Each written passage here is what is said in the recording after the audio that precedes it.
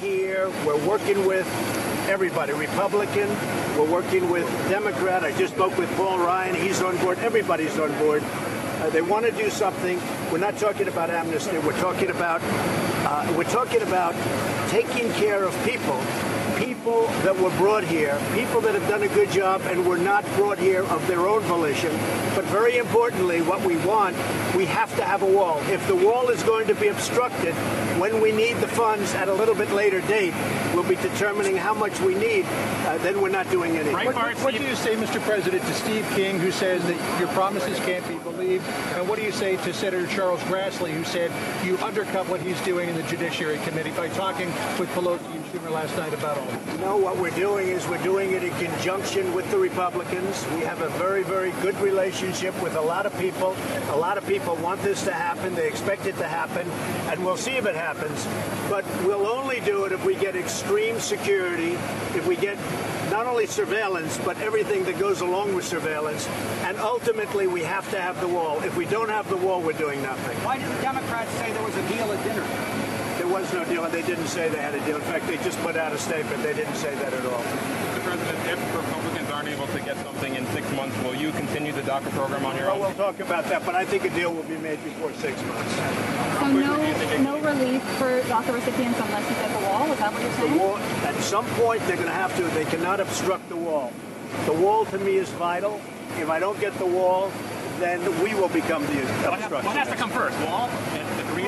We have to have an understanding that whether it's in the budget or some other vehicle, in a fairly short period of time, the wall will be funded. Otherwise, we're not doing anything. On tax reform, Mr. President, can you clarify what you said yesterday when you said that the wealthiest Americans will stay the same, maybe pay a little more? Some people interpreted that to say that you may actually raise rates on them. So the wealthy Americans are not my priority.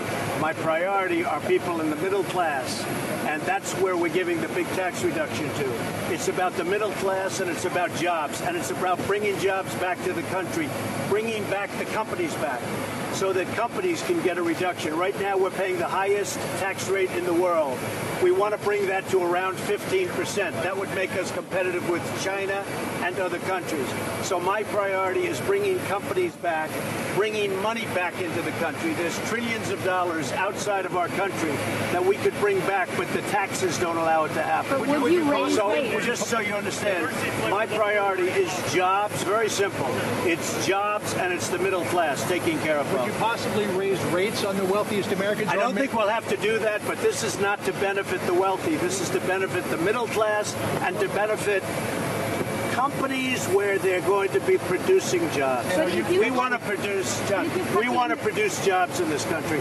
We want factories coming back, and they're already coming back. But we want factories coming back into our country. Right now, they're leaving our country. They've started since I've been in, as you know. You look at Michigan, you look at Ohio, you look at they're starting to come back.